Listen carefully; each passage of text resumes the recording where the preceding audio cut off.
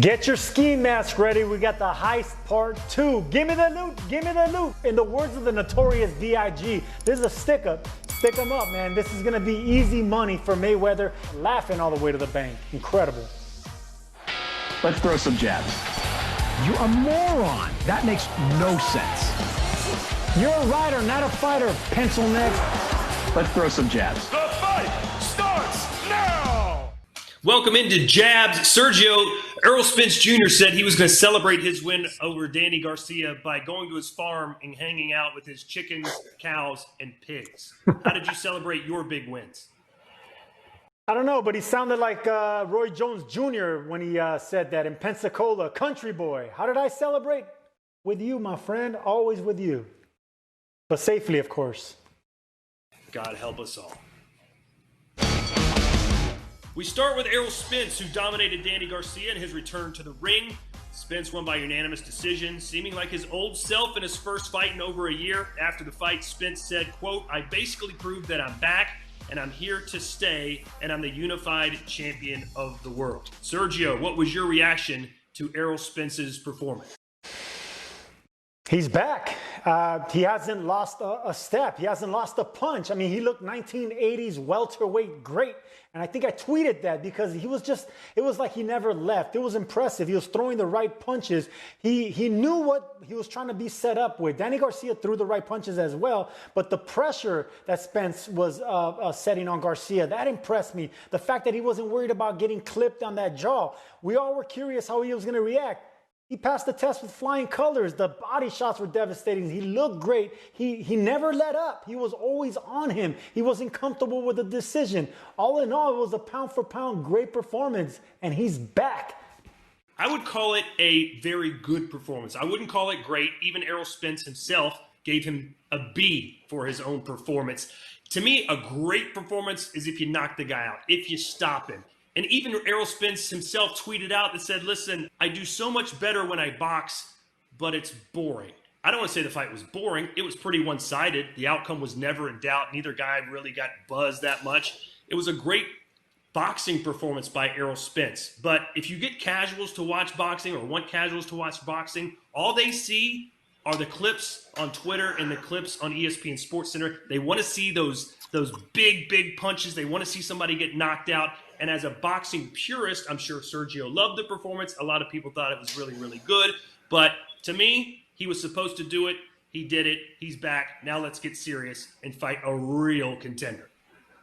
I'll tell you what wasn't great, that rebuttal. You need to wake up, man. You need to wake up, Todd. Get a cup of coffee because you don't know what you're talking about. This was a great performance after all he's been through. I'm telling you right now, he's hard on himself because Errol Spence is a great fighter. He performed like that because he's able to do something we're not. He's able to muster this energy because he's a chosen one. He's anointed. This dude is great, man. I'm telling you. It's not if he's a pound-for-pound top fighter. It's where do you rank him now? What he did after coming back from that accident and taking on a top fighter, no tune-up fight, coming back against a unified champion.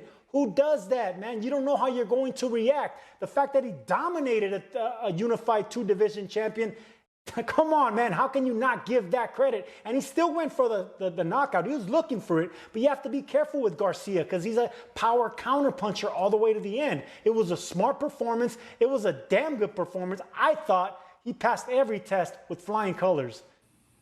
I'll agree with you and say it was a damn good performance, but I wouldn't call it a great performance. Sergio, if he knocked out Garcia in the 12th round, then what would you label the performance? Because you're already saying it was great. If he stopped him in the 12th, then how do you label the performance? Superb. Sticking with the Spence fight, fellow undefeated welterweight champion Terrence Crawford was in attendance for Spence's win Saturday night. BBC analyst and former heavyweight champion Lennox Lewis said, Errol Spence versus Terrence Crawford has to happen straight away. The fans want it to happen. I don't see why it's not happening. Sergio, who would you favor, Spence or Crawford? Flip a coin, Todd Grisham. I don't know. If I'm going to pick one, I'm going to edge out the slightly bigger fighter on Errol Spence because a great big man always beats a great little man. But it'll be like the 80s. I'm going to stick to my 80s analogy and the comparisons here. It's either going to be like Sugar Ray Leonard versus Wilfred Benitez, between two greats in front of each other, fighting in front of the mirror, and it comes down to the championship rounds. The final round, I think it's when Leonard knocked out Benitez.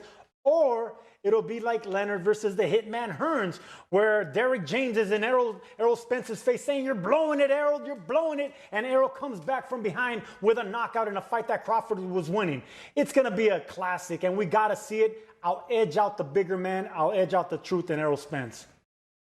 Well, I got a couple of I'm an insider in Vegas now. As you know, I got some high friends at big places. They say the line will probably be about minus 130, Crawford the favorite, maybe even 120. So almost a pick 'em fight. But to me, the big question now is, are they going to fight next? How can they not fight next? People that aren't in boxing don't understand this. I was watching SportsCenter last night to see how ESPN handled the treatment after the fight. I used to be a SportsCenter anchor. Sergio, probably the #1 sports show in the world. Treat me with some damn respect.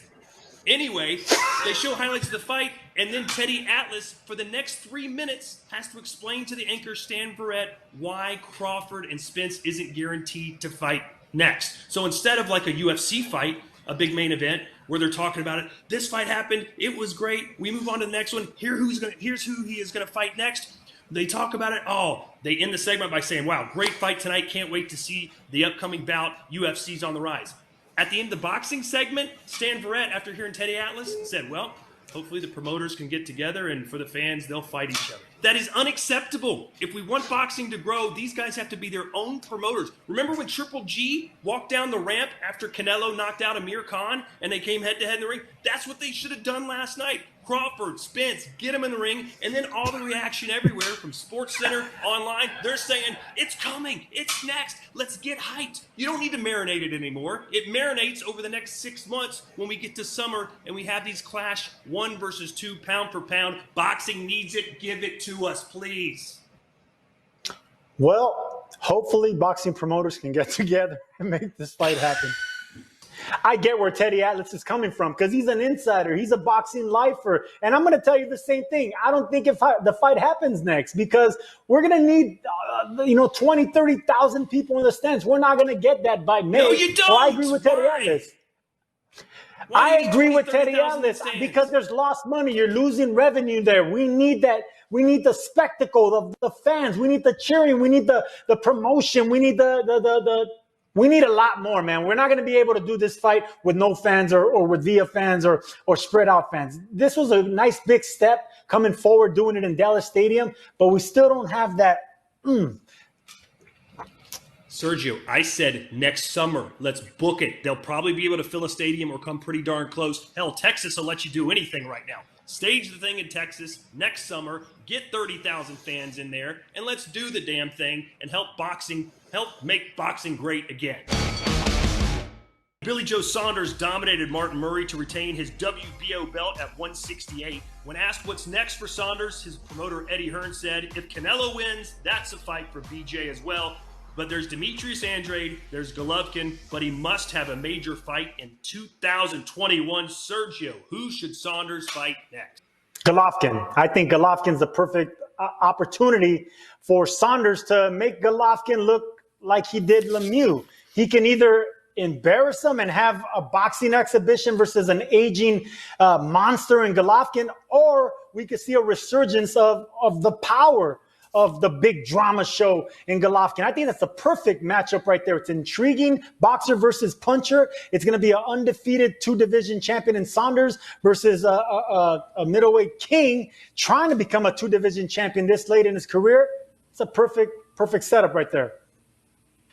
Well, if you watch Billy Joe Saunders' last 2 fights, Sergio, we called the Marcelo Caceres fight out in Los Angeles. We learned that BJ is much bigger with his bark than his bite. He's looked, good, but certainly not great. His last fight against Martin Murray, he dominated, but, no one got too excited about it. Eddie Hearn was even having trouble trying to spin it forward. Saunders wasn't happy with his performance. The best thing about BJ Saunders are his mic skills, the way he can talk trash, kind of like you, Sergio. You talked your way into a lot of fights. I don't think Billy Joe Saunders can talk his way into the Canelo fight after those 2 performances. And with Triple G, the one you want, BJ's going to talk all this trash. Triple G's English is very broken. He doesn't talk any smack. It's going to be one-sided. The only fight that makes sense for me for Billy Joe Saunders is Demetrius Andrade. He likes to talk smack. In fact, he's already going after BJ online right now. He was on Akin Barak talking smack.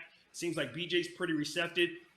And the great thing is that Saunders says he's not impressed with Andrade, and Andrade says he's not impressed with Saunders. So what better way than to put two guys who have no respect for each other and like to talk trash in with each other, put those O's on the line. Someone has to lose. Hey, look, I agree with you with BJ's bark being worse than his bite, but you know what?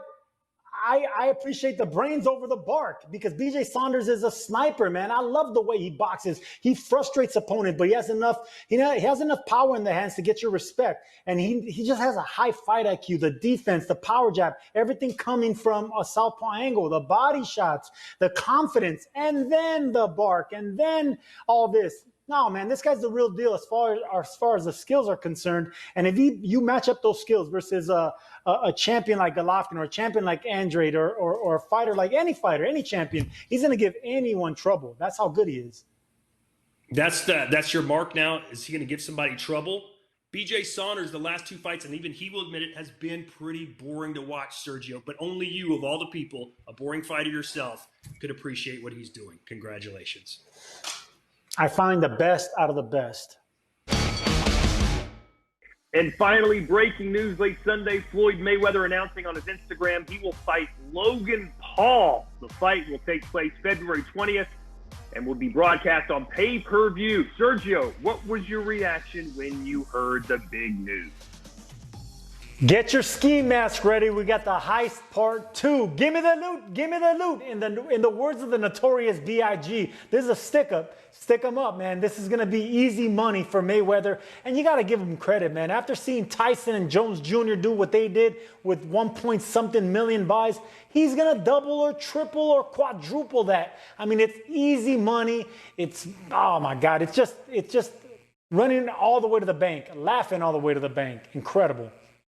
So you have no problem with one of the greatest ever coming back to fight Logan Paul, who's going to outweigh him by probably about 50 pounds. It's not going to matter. He can outweigh him for 150 pounds. You're talking about Mayweather. The weight's not going to matter. It's going to be about speed and timing and IQ and knowing what the hell you're doing in there. It's like me and you going at it in the middle of the ring. You outweigh me by like 40 pounds of muscle. I'll beat the hell out of you. Well, Sergio, I just don't understand all this vitriol I'm seeing on social media, especially for boxing fans that are outraged that this is coming back and they can't believe it, and it's an abomination to the sport. If Pete Sampras came back and played Logan Paul in an exhibition tennis match, no one would give a damn. Who cares? Let him do it. But in boxing, for some reason, it was like this holier than thou, and it's a sacred sport, and these guys are trashing it. I mean, look, Tom Brady and Charles Barkley played with Phil Mickelson, a great a golf match that raised a lot of money for charity, man. I love that stuff. And yes, I will probably pay to see Logan Paul get his ass kicked by Floyd Mayweather. Or even better yet, maybe someone calls me and you, Sergio, and it could be the Heist Part 3. They offer us a boatload of money to call this damn thing. Look, pounds aren't going to matter. If people are mad because of the money, okay, great. I know people are struggling. They're going to make a lot of money for a travesty of a sparring session. I get it. But if it's over the pounds or the weight that Logan Paul's a lot bigger, pounds don't matter when you're dealing with a pound-for-pound great in Floyd Mayweather. So I don't know what you want to be mad at, but you're going to be watching. Tune in. The Heist Part 2. Let's throw some jabs. The fight